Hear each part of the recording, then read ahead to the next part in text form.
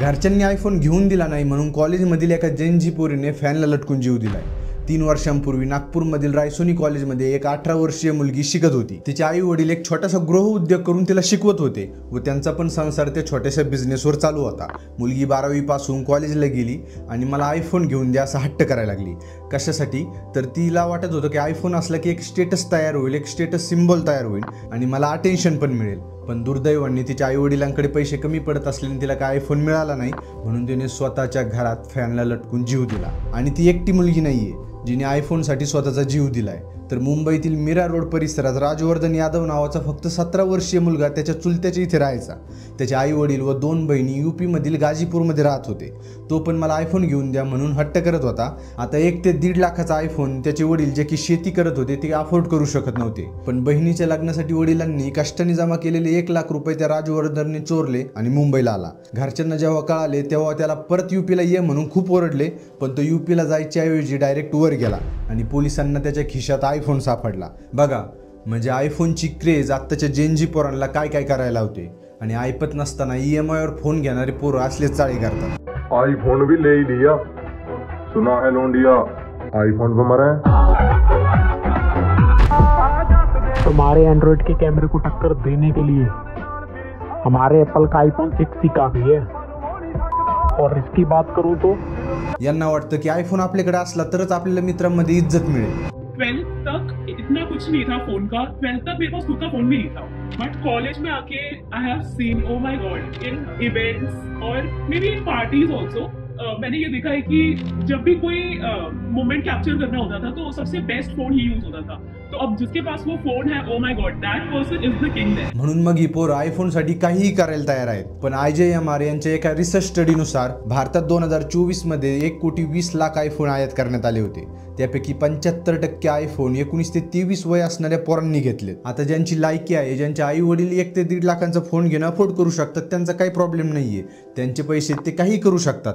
पण ज्यांच्या वडिलांची सॅलरीज 25,000 आहे किंवा त्या पोराची सॅलरीज 20,000 आहे, बस 20,000 रुपये तो महिन्याला कमवतोय, त्यांनी जर 1.5 लाखाचा फोन घेतला तर त्याला ते परवडणार आहे का? म्हणून मग भारतात तब्बल 70% आयफोन EMI वर घेतले जातात आणि त्यापैकी 63% आयफोन हे स्टुडंटद्वारे घेतले जातात। म्हणजे कमवायच्या नावावर 0 आणि फोन मात्र 1 ते 1.5 लाखाचा पाहिजे।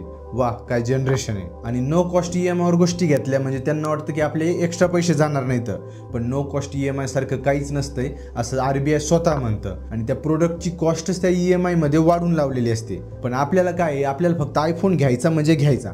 कशासाठी? तर सोशल व्हॅलिडेशनसाठी आणि 4 लोकांना दाखवण्यासाठी। काही लोक फीचर्सचं कारण सांगतात, ते म्हणतात की आयफोनमध्ये फोटो चांगले निघतात वगैरे, पण असे कित्येक एक्झाम्पल आहे ज्याच्यात प्रूव्ह आहे की 20,000चा फोन सुद्धा 1.5 लाखाच्या फोनपेक्षा चांगले फोटोज क्लिक करू शकतो। मग या आयफोनची एवढी किंमत काय आहे? तर त्याचं कारण आहे की स्ट्रॉंग ब्रँड बिल्डिंग व लोगोची किंमत। जसं की एक उदाहरण आहे, अमेरिकेत एक पेलेस शूज म्हणून एक ब्रँड आहे जो कमी किमतीत बुटं विकत असतो आणि त्यांनी एक सोशल एक्सपेरिमेंट करायचं ठरवलं होतं। त्यानुसार त्यांनी काय केलं की अमेरिकेतील एका मोठ्या सिटीमध्ये एक हायफाय शोरूम बनवलं, ॲम्बियन्स लाइटिंग केली, एकदम क्लासी शोरूम केलं व दुकानाचं नाव ठेवलं पलासी आणि $10 किंमत असणारे शूजवर $800 ते $1000चा प्राइस टॅग लावून त्याला विकायला ठेवलं। ज्या दिवशी या शूज स्टोअरचं उद्घाटन झालं त्या दिवशी अनेक लोक त्या स्टोअरमध्ये आले। तुम्हाला विश्वास बसणार नाही, $10 ते $20 मध्ये मिळणारे शूज लोकांनी $1000 ते $1200 खर्चून घेतले आणि वरून त्या ब्रँडचे, त्या शूजचे कौतुक पण केले। व जेव्हा त्या दुकानातून ते बाहेर जात होते तेव्हा त्यांना सांगण्यात आलं की हा शू पलासी वगैरे नाही तर पेलेसचा आहे आणि $1000चा नाही तर $10चा आहे। तेव्हा त्यांची रिॲक्शन अशी होती, What? No way.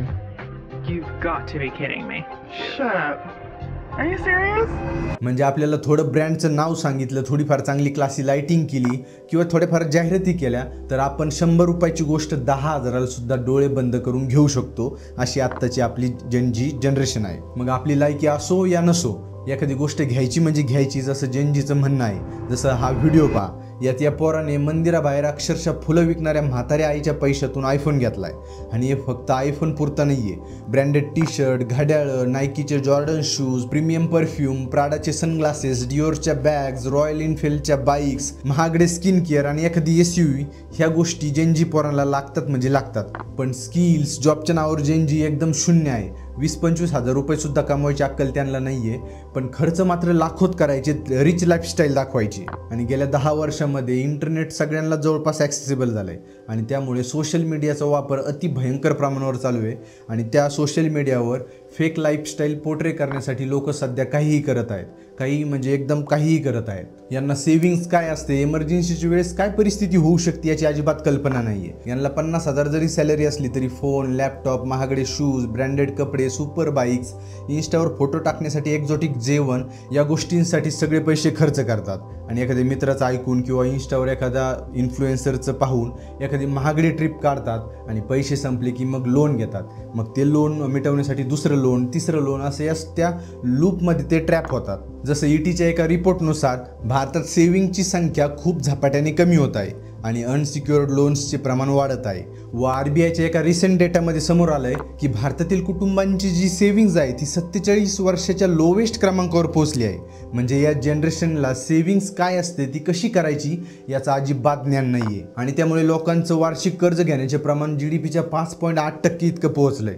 आणि याला एकच कारण आहे की डोळे झाकून खरेदी करायची, ज्याला इम्पल्सिव्ह शॉपिंग सुद्धा म्हणतात. जसं इंस्टाग्रामवरील काही क्रिएटर्स किंवा एखादे फिटनेस इन्फ्लुएन्सर, मी ही गाडी घेतली, इकडे ट्रिपला गेलो, ही डिश खाल्ली, हे टाकत असतात. आणि त्यांच्या लाईफस्टाईलला मॅच करण्यासाठी आपल्या जेनजी पोरामध्ये फोमो तयार होतो. आता हे फोमो म्हणजे की फिअर ऑफ मिसिंग आउट, म्हणजे एखाद्या ट्रेंडची मिस होण्याची भीती. म्हणून मग ते काय करतात की गरीब असून पण श्रीमंत दाखवायच्या नादात कर्जावर कर्ज घेतच राहतात. मध्यंतरी भारतामध्ये कोल्ड प्लेचे काही कॉन्सर्ट झाले होते. तिथं हजारो रुपये खर्च करून जेनजी पोरांनी तिकिटे खरेदी केली. आणि गमतीचा भाग म्हणजे ज्यासाठी त्यांनी पैसे दिलेत, जे कार्यक्रम बघण्यासाठी त्यांनी पैसे दिलेत, त्या सिंगरचे नाव सुद्धा त्यांना माहीत नव्हते. Name any 2 members from Coldplay. चल कोल्डप्ले के 2 मेंबर का नाम बता. यार क्या बोलते हैं माणसाचे सोडा, त्या गाण्यांचे नाव सुद्धा त्यांना माहीत नव्हतं. फक्त ते त्या कॉन्सर्टमध्ये का गेले तर त्यांना ते शो ऑफ करायचं होतं. सोशल व्हॅलिडेशनसाठी त्यांनी इंस्टावर स्टोरीज टाकण्यासाठी त्या कॉन्सर्टमध्ये 1000 रुपये खर्च करून तिकीटे घेतली होती. आणि ज्यांना तिकीटं नाही मिळाली त्यांनी तर हद्दच केली. म्हणजे त्यांनी काय केलं की त्यांनी मी कोल्डप्लेच्या कॉन्सर्टला गेलो होतो हे दाखवण्यासाठी फेक व्हिडिओज खरेदी केले आणि स्टोरीला लावले. म्हणजे जेनजी पोरांना सोशल व्हॅलिडेशन किती महत्त्वाचं आहे या उदाहरणावरून कळतं. आणि ही जनरेशन किती स्टुपिड आहे हे पण याच उदाहरणावरून कळतं.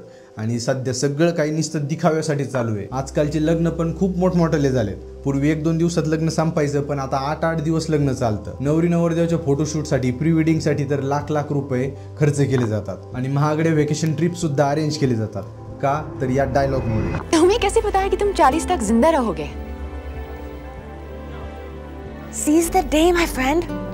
पहले इस दिन को पूरी तरह जियो, फिर 40 के बारे में सोचना. या जनरेशनला असल्या मूवीजमधून किंवा 30 सेकंदांच्या रीलच्या ज्ञानातून एक गोष्ट कळाली की कधी आपला शेवटचा दिवस असेल हे आपल्याला माहीत नाही, त्यामुळे दिलखोलपणे जगून घ्या. पण या जेनजीच्या लक्षात नाही आलं की ती लैला बेरोजगार होती आणि तो अर्जुन कमावणार होता. आणि त्या लैलाच्या नादाला लागून त्या अर्जुनने त्याचे स्वतःचे फायनान्शियल गणित सगळे बिघडून टाकले. त्यामुळे जेनजी पोरांना इंटरनेट नेटिव्ह जनरेशन म्हटलं जातं. आणि ते जी गोष्टी इंटरनेटवर पाहतात त्याच खऱ्या मानून जगत असतात. याचं एक उदाहरण आहे. समजा मी एखादा एक खूप फेमस व्यक्ती आहे आणि मी 30,000 रुपयांचे नायकीचे एअर जॉर्डन शूज घेतले आणि त्याचा फोटो इंस्टावर पोस्ट केला. आता माझी ती एक पोस्ट बघून अनेक पोरांच्या मनात येईल की लाईफ असावी तर यासारखी. जिंदगी हो तो ऐसी हो. त्यांच्या मनात त्या शूजबद्दल एक वेगळी रिस्पेक्ट तयार होते. त्यांना वाटतं की हा शूज आपल्याकडे असला म्हणजे आपण त्या लेवलच्या स्टेटस सिम्बॉलपर्यंत पोहोचू. म्हणून ते काय करतात की त्यांच्याकडे समजा 10,000 रुपये असले तर ते खर्च करतात आणि बाकीचे EMIवर तो 30,000 रुपयाचा शूज घेतात. आणि त्यांना काय मिळतं तर फक्त 4 लोकांकडून सोशल व्हॅलिडेशन.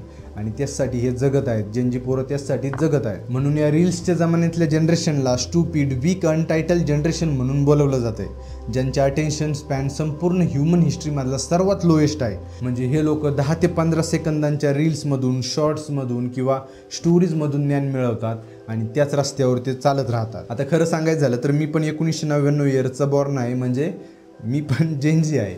पण खरे जेनजी 2004 ते 2010 मधले आहेत, ज्यांचे हे सगळे पराक्रम आहेत. आता मला नाही वाटत की जेनजी पोरांनी इथपर्यंत व्हिडिओ पाहिला असेल, पण जर पाहत असेल तर भाई सुधरा. आपल्या जनरेशनला लोक नाव ठेवायला लागले. सोशल मीडियाच्या जगातून बाहेर या, पुस्तकं वाचा, चांगल्या मूवीज पहा, वेगवेगळ्या स्किल्सवर फोकस करा, फिटनेसकडे लक्ष द्या चांगला अभ्यास करा व नंतर जॉब्स करा किंवा बिझनेस करा, पण तुम्हाला व तुमच्या घरच्यांना सांभाळता येईल एवढे सक्षम तरी बना. सेविंग्स करा, फालतूचे खर्च थांबवा, लो कॉस्ट नो कॉस्ट EMIच्या जाळ्यात अडकू नका. एखादी गोष्ट खरेदी करायची असेल तर 2-3 दिवस ते डिले करा आणि विचार करा की खरंच त्या गोष्टीची तुम्हाला गरज आहे का, आणि गरज असली तरच पैसे खर्च करा आणि ती गोष्ट घ्या. सोशल मीडियावर जी तुम्हाला रिच लाईफस्टाईल दिसते ना, ती 80% फेक असते. महागड्या गाड्यावर महागड्या हॉटेल्समध्ये फोटोज टाकतात, त्यांना राहायला स्वतःचे घरसुद्धा नसते, जेवणाचे 2 वेळचे वांदे असतात, ते असले धंदे करतात. त्यांच्या नादी तुम्ही लागू नका, एवढंच मी तुम्हाला सांगेल. आता मला पर्सनली काही लोक ओळखत असतील तर ते मनात म्हणत असतील की तू पण आयफोन घेतला, कुठंतरी तू ट्रिपला जातच असतो, मग तू पण जेनझी आहे आणि शो ऑफ करत आहे. तर थांबा, मी जे हे करतोय ते शो ऑफ नाही आहे. मी माझ्या आयफोनवर जे व्हिडिओ शूट करतो, मग हे व्हिडिओ असू दे नाही तर ब्लॉगचे व्हिडिओ असू दे, आणि त्यातून मला ॲडसेन्सचे पैसे मिळतात किंवा बाकी मार्गाने सुद्धा मला त्याचे पैसे मिळतात. म्हणजे माझ्याकडे जेवढे वस्तू आहेत, जेवढे वस्तू मी खरेदी करतो त्या माझ्यासाठी असेट्स येतात, लायबिलिटीज नाही.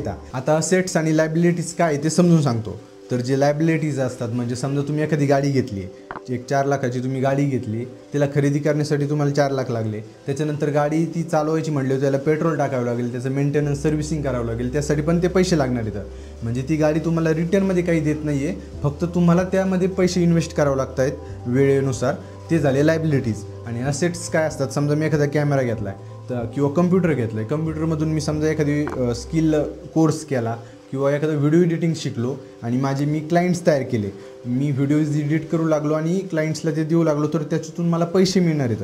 म्हणजे 1 टाईम मी त्या कम्प्युटरमध्ये इन्व्हेस्ट केले, त्याच्यानंतर त्या कम्प्युटरने उलट मला पैसे दिले, ते झाले असेट्स. आणि सध्या माझ्याकडे जेवढ्या गोष्टी आहेत त्या 100% असेट्सच असतील, हे मी कन्फर्म करून घेतो. तसं तुमच्या बाबतीत आहे का? तुम्ही जर जेनजी असाल तर तुम्ही इम्पल्स बाईंग करता किंवा सोशल मीडिया व्हॅलिडेशनसाठी जगता की आईवडिलांसाठी स्वतःच्या आनंदासाठी जगता, हे मला कॉमेंट्समध्ये सांगा. आणि व्हिडिओतील माहिती आवडली असेल, काहीतरी नवीन शिकायला मिळाले असेल तर लाईक करा, शेअर करा, सबस्क्राईब करा व मला इंस्टाग्रामवर फॉलोसुद्धा करा. चला भेटूयात पुढील व्हिडिओमध्ये. धन्यवाद.